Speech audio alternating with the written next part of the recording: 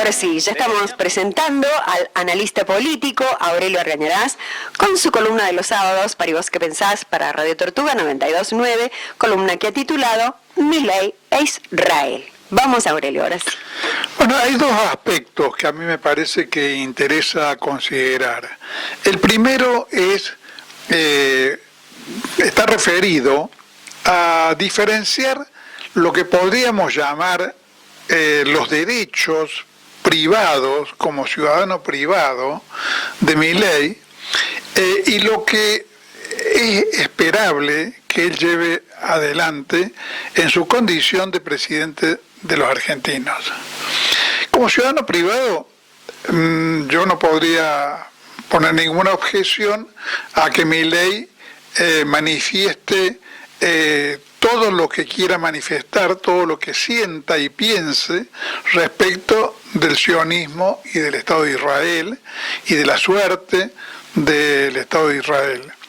Como presidente de la República, creo que Milei, comete el crimen, por decirlo así, de actuar como si él no fuese la representación de nadie sino de sí mismo, desconsiderando absolutamente qué opina sobre lo que él como presidente de los argentinos hace en relación al Estado de Israel. Son dos cosas claramente diferentes. Por ejemplo, y no es ese un dato menor, pero tampoco es el más grave, Milei parece ignorar, o que le importa un pito, que en la Argentina haya una población importante de origen árabe, que seguramente se siente agredida por una conducta tan manifiestamente antiárabe como la que lleva a cabo el presidente de la República. Pero si bien la gran mayoría de la sociedad argentina, con sus distintos orígenes, los que provienen de la inmigración española, italiana, esa especie de mixtura que es la sociedad argentina real, donde se cruzan criollos de viejos orígenes, poblaciones, sectores de población que incluso provienen de los pueblos aborígenes, mezclados desde la época de la colonización española con los españoles y después con corrientes inmigratorias de distinto tipo. Bueno, eso es la sociedad argentina. Y la sociedad argentina, además, en general, ha dado muestras en circunstancias mucho más proclive a generar divisores de aguas, como las dos guerras mundiales, ha dado muestras de respaldar mayoritariamente la política de neutralidad del país frente a los conflictos entre naciones diversas. Irigoyen sostuvo la neutralidad argentina a rajatabla contra la opinión de sectores europeístas que creían que la Argentina tenía que estar en el mismo bando que Inglaterra y Francia, digamos, ¿no? Y el presidente Castillo, y después el golpe militar del 43, del que forma parte Perón, sostuvieron una política de neutralidad en la Segunda Guerra Mundial, considerando que el país no tenía por qué tomar partido en una reyerta en la cual no estaban para nada en juego ni sus intereses y hasta se podía decir ni siquiera sus ideales, aunque no pensaran lo mismo respecto a los ideales los sectores que practicaban lo que se llamaba el aliancismo, claro. Y consideraban que la Argentina tenía que alinearse con Estados Unidos, Gran Bretaña, Francia, en contra de los estados fascistas, digamos, ¿no? En realidad el país interpretó en aquella ocasión no me voy a extender sobre eso, que se trataba de un enfrentamiento entre los países centrales del mundo que se estaban disputando el reparto colonial, y que en el fondo ese fue lo que dio origen a las dos guerras, y en consecuencia la Argentina no tenía por qué tomar partido por ningún bando, y menos aún por el bando del país del cual era una semicolonia, que era Gran Bretaña, explotada por el imperialismo inglés. Pero además, en términos generales, nunca el país ha visto con simpatía que la Argentina se involucrara en conflictos completamente ajenos a su sistema de intereses, como fue incluso en el caso de la guerra del Golfo, la guerra contra Irak, donde Menem, consideró que debía participar en el bando de los Estados Unidos, y a consecuencia de esa intervención sufrimos después los atentados en la Embajada de Israel y en Namibia. No fueron gratuitos esos atentados, sino fueron la consecuencia, no con esto lo justifico, claro, la consecuencia de una intervención del país en la agresión, porque fue una agresión a un país del mundo árabe. Claro. En consecuencia, aunque yo no he visto ninguna encuesta, a ningún encuestador se le ha ocurrido, hasta donde yo sé, consultar a la opinión pública argentina sobre la cuestión esta del alineamiento cerrado con Estados Unidos e Israel que practica el presidente. En principio creo que las posiciones que asume el gobierno de Milei en este tipo de temas, con el alineamiento automático, no serían, si hubiera una consulta, convalidadas por la opinión pública nacional. Descuento, por ejemplo, que la opinión pública argentina no estaría a favor de negarse a votar sobre el crimen que representó la esclavitud durante varios siglos como origen de un negocio criminal por parte de las potencias europeas. Como ha hecho el gobierno de Milei, votando en la ONU,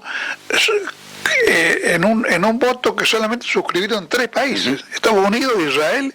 y la Argentina, considerando que la esclavitud no había sido un crimen de lesa humanidad. Claro. Eso por un lado, pero por otro, yo no quiero dejar de considerar una cuestión más general, que es la cuestión misma del Estado de Israel y del sionismo. El sionismo,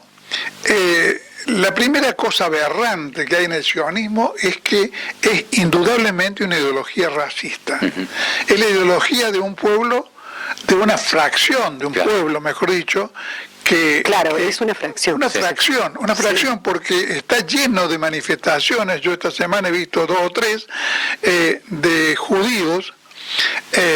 argentinos que con la consigna de no en nuestro nombre, en nuestro nombre, y eso se repite no solamente en la Argentina, se repite en los propios Estados Unidos, donde hay un núcleo de población de origen judío muy importante. No en nuestro nombre, asesinen a la población palestina de Gaza, no en nuestro nombre agredan a Irán, no en nuestro nombre lleven a cabo una política de exterminio y de rivalidad permanente con el mundo árabe. Bueno, Milei ha participado, como el país sabe, por lo menos los que han visto los informativos, han leído algún diario, o qué sé yo, ha sido un hecho muy destacado por la prensa, de lo que es llamado el aniversario, o un aniversario, de la independencia de Israel. Y creo que considerar que ¿Qué se conmemora en la independencia de Israel? Es muy ilustrativo acerca del significado del Estado de Israel, del significado del sionismo y sobre todo, porque este es el hecho central, creo yo, de la articulación permanente del sionismo y en consecuencia el Estado de Israel con el imperialismo occidental. Porque el día que se conmemora la independencia, la supuesta independencia de Israel, que en realidad es un acto que más se parece a una invasión que a un acto de conquista y independencia, lo que se conmemora es un día en el cual se retira de Palestina Gran Bretaña, que tenía hasta ese momento una presencia allí como en un enclave colonial, se retira y le cede el mando al Estado sionista de Israel, generando el nacimiento del Estado de Israel como una entidad propia, judía, que establecía en ese Estado al sionismo y a la población judía de Israel como la élite dominante del Estado, aun cuando no expulsara directamente a una parte de la población árabe residente. De ninguna manera se puede considerar que para vivir en Palestina los judíos necesitaban sí o sí de crear un Estado que iba a ser un Estado enfrentado al mundo árabe. Porque durante centenares o miles de años, los judíos habían vivido en Palestina pacíficamente, digamos, entreverados en una sociedad donde la mayoría de la población era árabe. Y la fundación del Estado de Israel, entre otras cosas, significó casi de inmediato la expulsión del territorio de 700.000 palestinos que tuvieron que irse a Jordania o a Siria o a países vecinos a lo que después sería Israel. Y desde ese momento, el Estado de Israel ha vivido permanentemente como una expresión de la presencia del imperialismo occidental anglo-norteamericana en Medio Oriente, digamos, en lucha contra el mundo árabe, contra el nacionalismo árabe que en esos tiempos buscaba generar formas de unidad nacional, una especie de federación nacional árabe, con Nasser en Egipto y con el gobierno de Siria, digamos, ¿no? Que llegaron a constituir una especie de entidad supranacional que pretendía unificar el conjunto del mundo árabe y que chocó, en primer lugar, con la voluntad disgregadora del Estado de Israel, agresiva del Estado de Israel, y en segundo lugar, con la renuencia a sumarse a ese proyecto de las monarquías feudales del mundo arábigo, Arabia Saudita, lo que ahora son los Emiratos y demás, que pretendían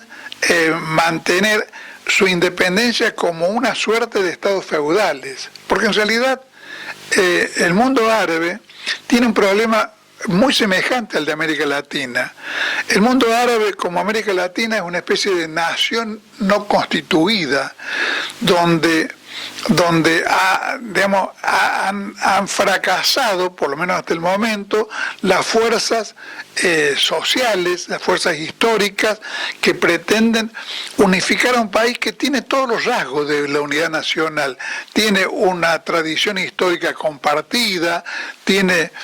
en términos generales una cultura común, tiene intereses geopolíticos globales comunes, convergentes, y bueno, los rasgos que, por ejemplo, también hacen en el caso de América Latina, de la América hispano-portuguesa, que configuran los elementos básicos de constitución de la nación. Porque uno podría decir, bueno, pero en Brasil hablan portugués y nosotros español. Pero España, que también es un Estado nacional, que también es una nacionalidad, bueno, tiene en su seno gente que habla catalán, claro. Gente que habla gallego, es decir, y entre el portugués y el español no hay diferencias mayores que las que hay entre el catalán y el español. Y el castellano, mejor dicho, que el idioma de Castilla. Pero en consecuencia, el Estado de Israel, digamos, al obedecer esa lógica, porque en realidad el Estado de Israel surge como expresión de una voluntad compartida por el universo sionista del mundo judío y por el Imperio Británico. Claro. O sea, el Imperio Británico lleva adelante en Medio Oriente con la creación del Estado de Israel una acción pérfida, digamos, destinada a impedir que la región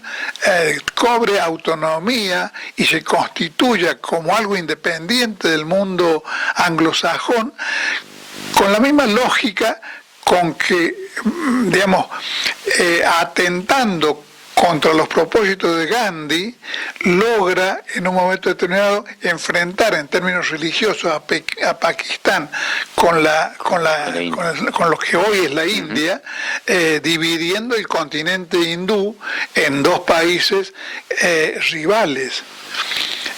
y en consecuencia debilitándolos a ambos. Esas cosas pérfidas del divide y reinarás, que los ingleses tomaron del Imperio Romano, bueno,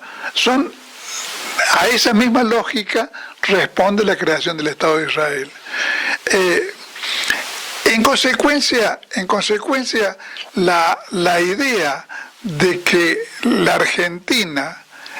comparte con Estados Unidos e Israel, y aunque Milei no lo nombre, porque por las diferencias que hay en este momento con Trump, con el mundo europeo, comparte, digamos, una especie de universo civilizatorio enfrentado al resto del mundo, es una idea donde que de algún modo responde al mismo formato que en el caso particular de Argentina vimos en Civilización y Barbarie. Con todo lo aberrante que tiene esa configuración ideológica de partición del mundo, porque cuando hablamos del mundo árabe, estamos hablando, como cuando hablamos de China, de una cultura milenaria, de una cultura que por algo en la bárbara expresión de Trump de vamos a terminar con una civilización. Claro. Porque Irán se remonta, si queremos ir, a Persia. O sea, podemos remontar la historia de Irán a 3.000 años antes de Jesucristo, claro, a uno de los centros de nacimiento de la civilización. Entonces, ¿de qué mundo bárbaro estamos hablando si vamos a dividir el mundo entre civilizados y bárbaros? Si vamos a dividir el mundo, además, entre bárbaros o civilizados en el sentido penal, la verdad que Israel está en el mundo de los bárbaros y en el mundo de los genocidas. Más parecido en su práctica con el mundo palestino, con el mundo árabe, a Hitler, que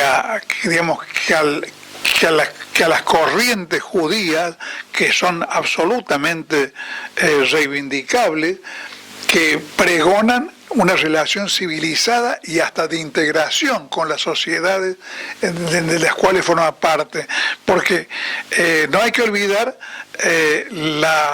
las corrientes integracionistas que ha habido en el mundo judío y que generaron expresiones como digamos, cristalizadas en figuras como Carlos Marx, como Einstein, como Freud, como Trotsky, un montón de los revolucionarios rusos, que bueno, que también son judíos, pero que no forman parte del judaísmo racista que elige el sionismo como ideología común, sino que forman parte de una corriente que empalma con lo mejor del humanismo occidental. Claro. Ni enseñan por qué avergüenza a veces ser argentino. Hablan del ornitorrinco, de Grecia y de las cruzadas, pero jamás dicen nada de asuntos americanos, ni del alma del paisano que se jugó en las patriadas. Y así van formando peones bilingües y perdedores que no distinguen errores ni entran en la discusión pensando que la nación es asunto de doctores.